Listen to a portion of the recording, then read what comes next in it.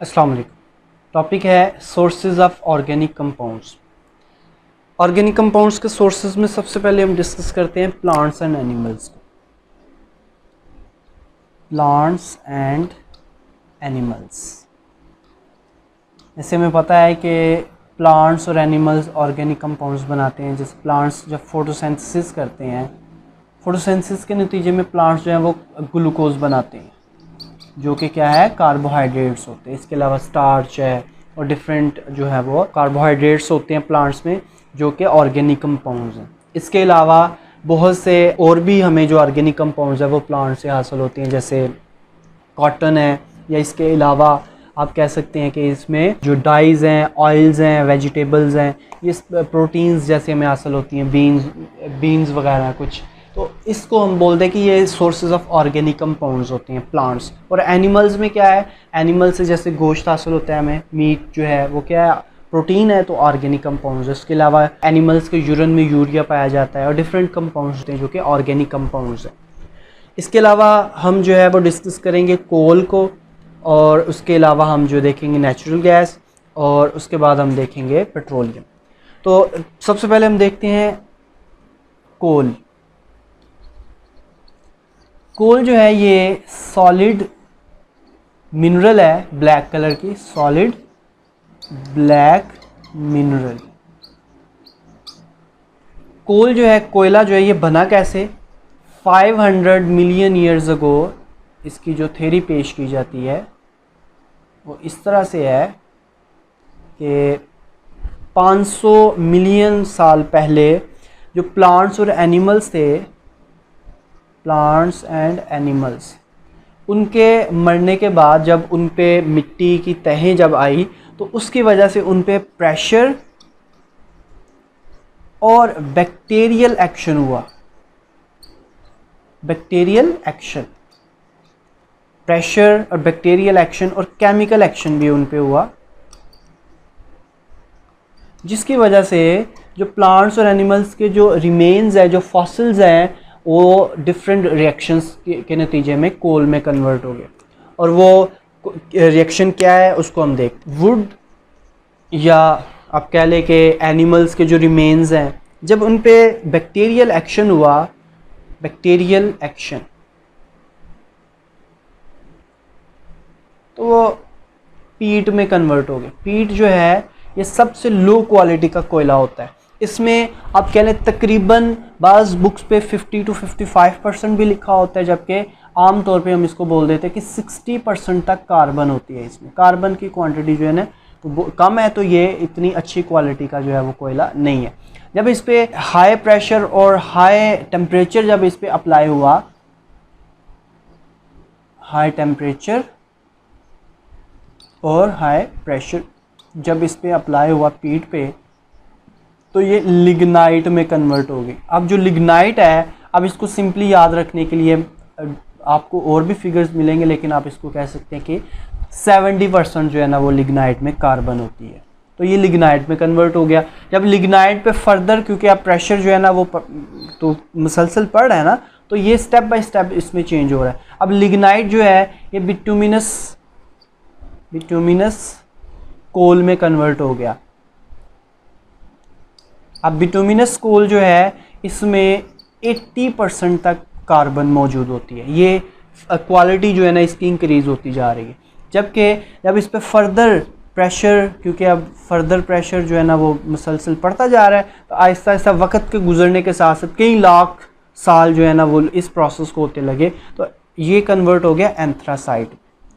जो एंथ्रासाइट है ये सबसे अच्छी क्वालिटी का कोयला है। इसमें 90% से भी ज़्यादा, ग्रेटर दैन 90% कार्बन मौजूद होती है। 92%, 95% तक कार्बन भी मौजूद होती है। तो इसको बोलते हैं हम एंथ्रासाइट। अब मकसद हमारा ये बताना नहीं है कि ये बना कैसे है। हमारा मकसद ये है, हम ये बताएं कि हम इससे ऑर्गेनिक कंपाउंड का सोर्स किस तरह है, हम इससे ऑर्गेनिक कंपाउंड कैसे हासिल कर सकते हैं। तो हम वो बताते हैं। अब हम कोल को डिस्ट्रक्टिव डिस्टिलेशन करते हैं और हमें उससे डिफरेंट कंपोनेंट्स हासिल होते हैं, तो हम उसको देखते हैं। जब कोल की हम डिस्ट्रक्टिव डिस्टिलेशन करते हैं, ये क्या होती है इसको भी देखते हैं हम। डिस्ट्रक्टिव डिस्टिलेशन कहते हैं कि किसी सब्सटेंस को बुलंद टेम्परेचर पे हीट करना in the absence of oxygen. Oxygen अगर हम देंगे तो वो तो कंबस्टन हो जाएगी ना, उसको तो हम जला देंगे। हमने एयर नहीं देनी, in the absence of air. Air का मतलब ऑक्सीजन। तो हम इसको 500 से 1000 डिग्री सेंटीग्रेड तक हम इसको जलाएंगे एब्सेंस ऑफ एयर, ऑक्सीजन की गैर मौजूदगी में। तो जब हम इसको जलाते हैं, इस प्रोसेस को बोलते हैं डिस्ट्रक्टिव डिस्टिलेशन, या इसको कार्बोनाइजेशन भी बोलते हैं हम। Carbonisation, heating of a substance at very high temperature in the absence of air is called destructive distillation और कार्बोनाइजेशन। तो इसे हमें 3 कंपोनेंट्स हासिल होते हैं। अब वो कंपोनेंट्स जो हमारे पास हैं वो हासिल होते हैं कोक, जो कार्बन होती है, 98% तक कार्बन होती है इसमें, कोल तार और कोल गैस। ये सब्सटेंसेस हमें हासिल होते हैं। ये सॉलिड होता है, आप इसको लिक्विड कह सकते हैं, और ये गैस के फॉर्म में होता है। अब ये किसी एक कंपाउंड का नाम नहीं, ऐसा नहीं है कि कोक एक कंपाउंड है, ये भी एक कंपाउंड है, ये भी एक कंपाउंड है, बल्कि ये भी मिक्सचर ऑफ कंपाउंड्स हैं। ये सारे के सारे जो है ना, ये तीनों, इनमें फर्दर बहुत ज़्यादा जो मिक्सचर ऑफ कंपाउंड्स होते हैं। तो इस तरह से हम क्या करते हैं, इनको अब फर्दर इनसे अगर आपने सब्सटेंसेस हासिल करने हैं तो इन सब की हम करवाते हैं फ्रैक्शनल डिस्टिलेशन। अब फ्रैक्शनल डिस्टिलेशन क्या होती है? फ्रैक्शनल डिस्टिलेशन हम कहते हैं कि सब्सटेंसेस को सेपरेट करना on the basis of difference of, किस बुनियाद पे? Difference of their boiling points. Boiling point में डिफरेंस की वजह से सब्सटेंसेस को सेपरेट आउट कर सकते हैं हम, उसको हम फ्रैक्शनल डिस्टिलेशन कहते हैं। हम इस प्रोसेस को एक्सप्लेन करना हमारा टॉपिक नहीं है, हमारा टॉपिक ये है जस्ट हम इसको बताएं कि हमें ये कैसे, किस तरह से हासिल हो सकते हैं। इसके यूजेस क्या हैं?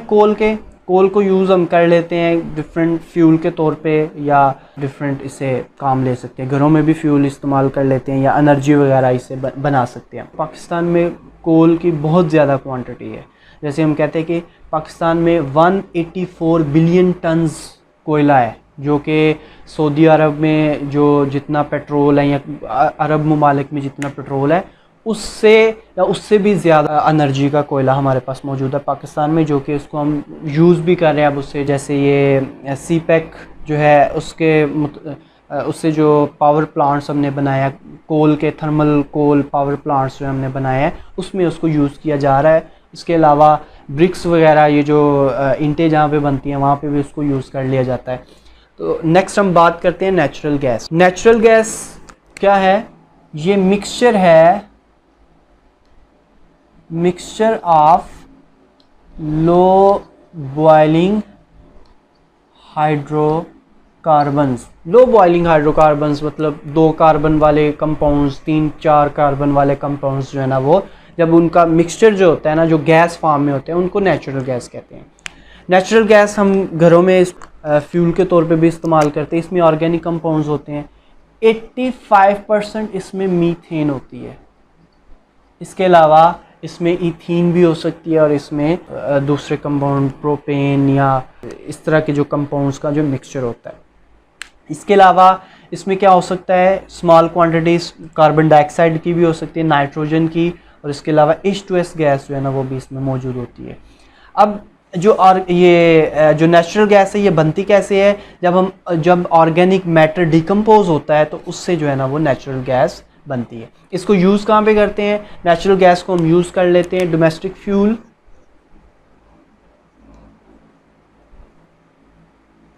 फ्यूल, इसके अलावा हम इसको CNG के तौर पे भी यूज़ कर लेते हैं, कंप्रेस्ड नेचुरल गैस गाड़ियों में, सीमेंट और फर्टिलाइज़र इंडस्ट्री में, डोमेस्टिक में जैसे मैंने आपको पहले बताया है, और फ्यूल इंडस्ट्री में भी फ्यूल के तौर पे इसको हम इस्तेमाल कर सकते हैं। इससे पावर जनरेशन भी हम कर सकते हैं। इसके बाद हम देखते हैं पेट्रोलियम। पेट्रोलियम जो है, इसको रॉक ऑयल भी कहते हैं। इसके जो वर्ड मीनिंग बनता है, रॉक ऑयल भी कहते हैं इसको। ये हम इसको ज़मीन से निकालते हैं। पेट्रोलियम जो है ना, ये किसी एक कंपाउंड का नाम नहीं है, बल्कि इसमें ये मिक्सचर ऑफ कंपाउंड्स होते हैं, इसमें बहुत ज़्यादा कंपाउंड्स जो है ना मौजूद होते हैं जिसको हम सेपरेट आउट भी कर सकते हैं। अब पेट्रोलियम जो है इसकी फार्मेशन को भी हम उसी तरह देखते हैं जैसे हमने पीछे हमने बताया था कोल के बारे में कि प्लांट्स और एनिमल्स की जो डिकम्पोजिशन होती है हाई प्रेशर और हाई टेम्परेचर में, इसी तरह हम पेट्रोलियम के बारे में भी कहते हैं कि पेट्रोलियम की कंपोजिशन भी इसी तरह होती है। तो ये ब्लैक कलर का होता है, लिक्विड फॉर्म में होता है, ब्लैकिश कलर या इसको ब्राउनिश ब्लैक कलर भी हम बोल देते हैं बाजुकात। अब इसे हम ऑर्गेनिक कंपाउंड्स कैसे हासिल करते हैं?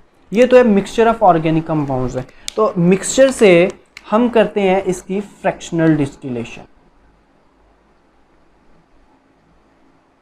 फ्रैक्शनल डिस्टिलेशन जैसे पहले भी जिक्र आया इसका कि फ्रैक्शनल डिस्टिलेशन हम कहते हैं कि सब्सटेंसेस जो मिक्सचर है दो तीन चीज़ों का उसको सेपरेट करते हैं on the basis of difference in their boiling points. मैं आपको एक सिंपल सी एग्जांपल देता हूँ,